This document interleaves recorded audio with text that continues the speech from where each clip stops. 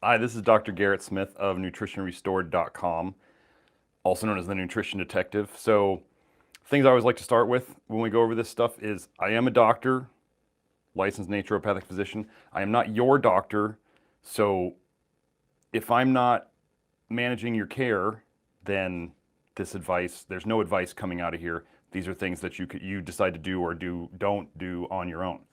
What I wanted to go over today was troubleshooting magnesium issues that I have heard about and dealt with in my clients. So simply, first thing, I want to go over magnesium deficiency is pretty well accepted as an epidemic problem these days.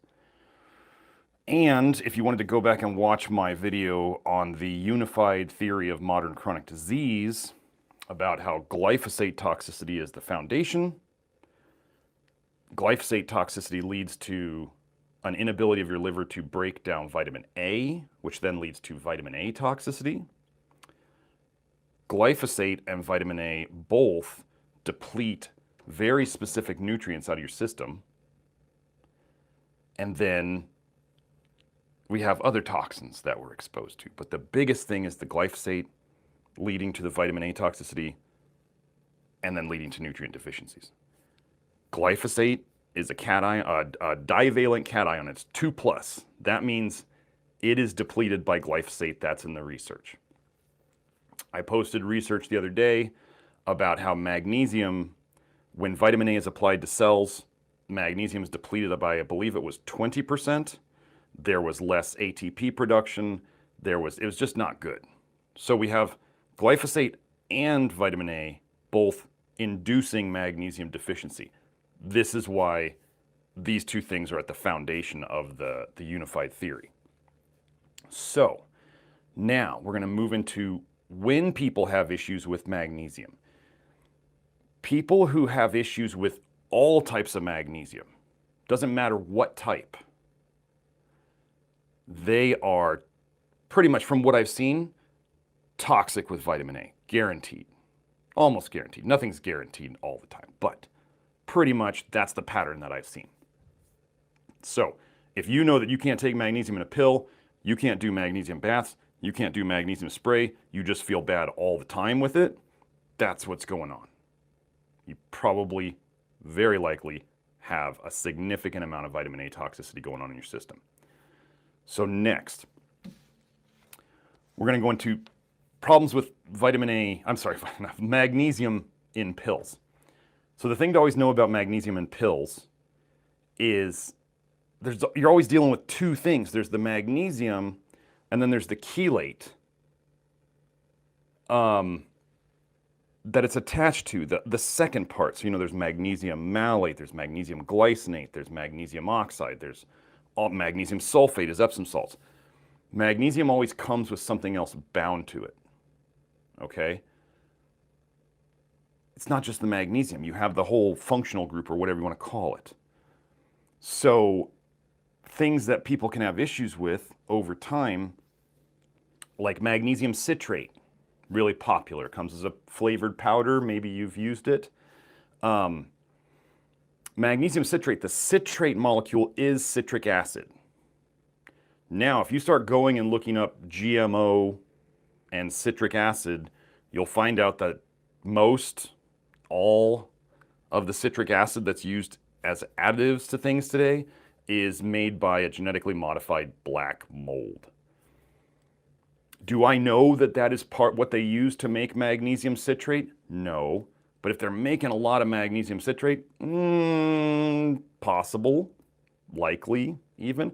But citrate over time, citric acid, can lower both calcium excessively in the system. It can lower copper excessively in the system.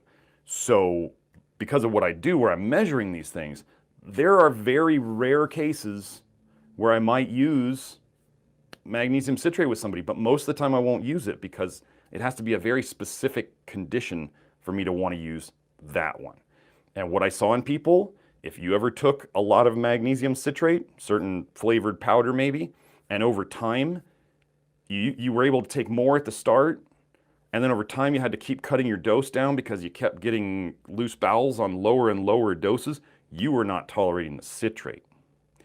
That was what was causing you problems. So this is just one example. Another example would be glycinate, glycinate, magnesium bound to a glycine. They put them together.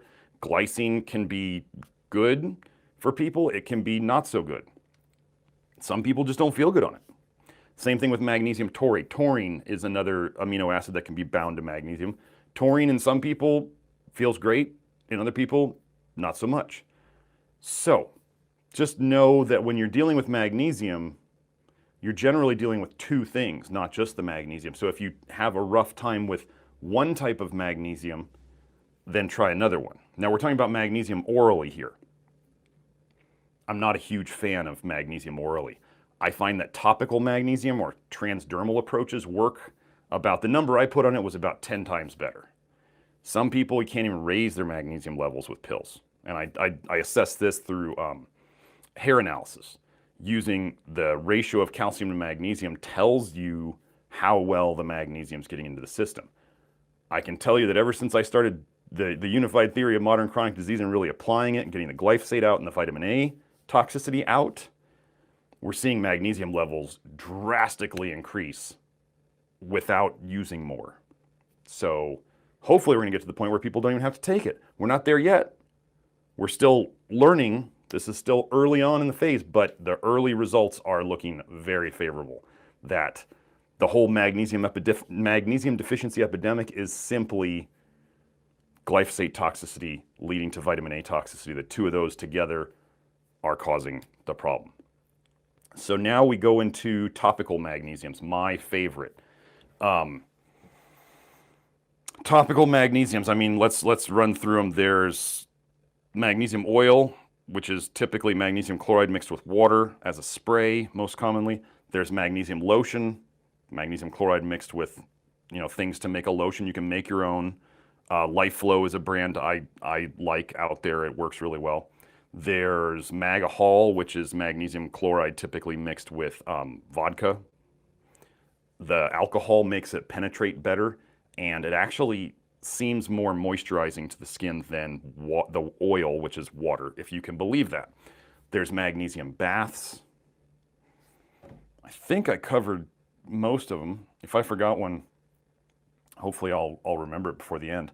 But I wanted to troubleshoot some of those things. First, there are actually two major types of powdered magnesium or flakes or whatever you want to call them.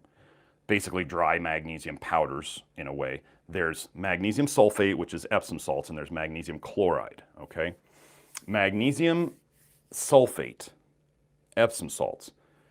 Some people, if you're one of those people who tried it, everybody's telling you magnesium sulfate's so wonderful, you should try baths in it, and you try to bath and you get out of the bath and you're irritable, you can't sleep, you're agitated, you're just feeling hot, you don't get along with the sulfate part of the magnesium. That's not the magnesium, that's the sulfate. That's the sulfur that's in there.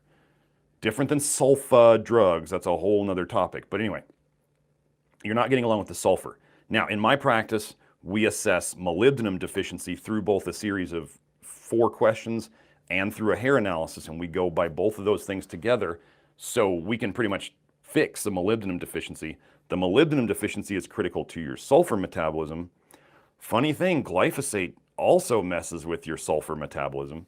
So we got a couple things there. We're going to fix the glyphosate issue. We're going to correct the molybdenum deficiency, and then the problems with Epsom salts go away.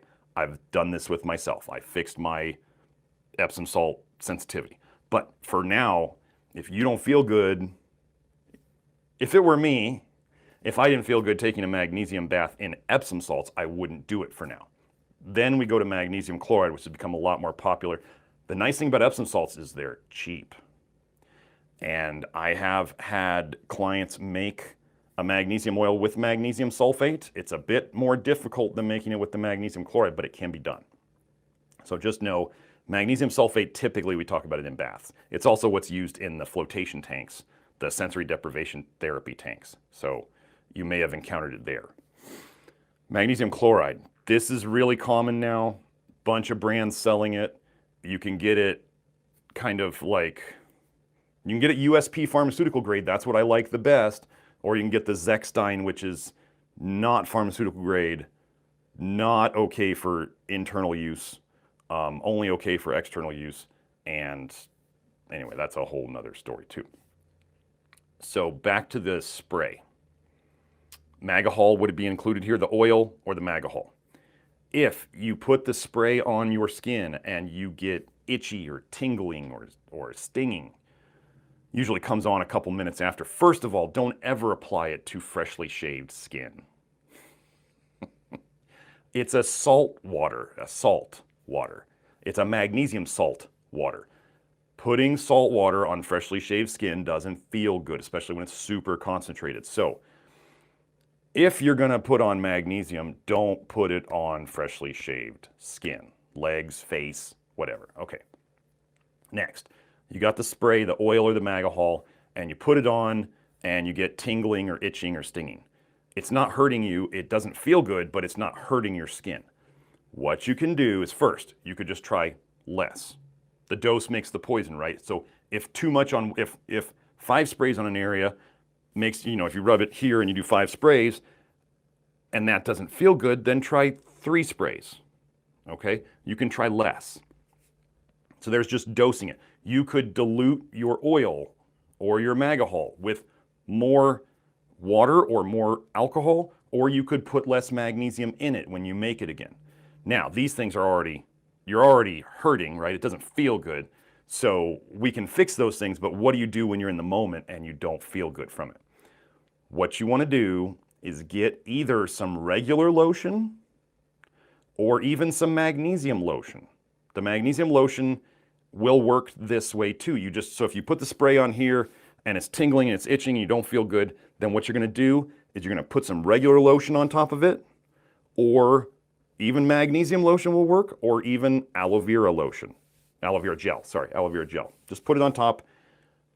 It should start to relieve it very quickly. So that's just the troubleshooting of the oil and the Magahol. So then we have, let's see, when you're making the magnesium oil or the Magahol, if you put some aloe vera gel, not juice, but gel in the mixture with it and you shake it up really well, that will also relieve a lot of the itching, tingling, stinging issue from the get-go, so you won't have to do it later. So aloe vera gel mixes real well into both of them, and that can just stop the whole problem before it starts. And aloe vera gel actually is very soothing to the skin. It is known to help with excess vitamin A problems of the skin, and it's just great all around. So I really like the aloe solution to it. Then we go to the magnesium lotion is just great. I use it with my kids. I recommend anybody who's really sensitive or doesn't like the way the oil or the Magahol feels on their skin to try a lotion. It's the easiest one. It's the grab and go, just go for it. It works with the kids. It's awesome. So then I think, baths.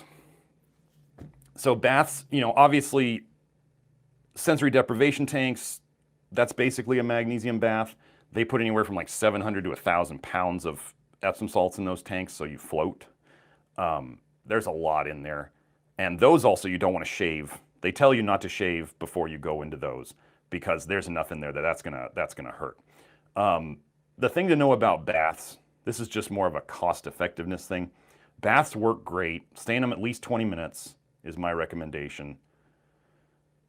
But they're expensive because, geez, with Epsom salts, you're going to be putting anywhere from 1 to 2 cups in there. That's a lot of magnesium. You're not going to absorb all of that. Oh, there's foot soaks too. You can do a foot soak. Usually with foot soaks, I would put in about half as much magnesium into a foot soak as I'd put into a bath.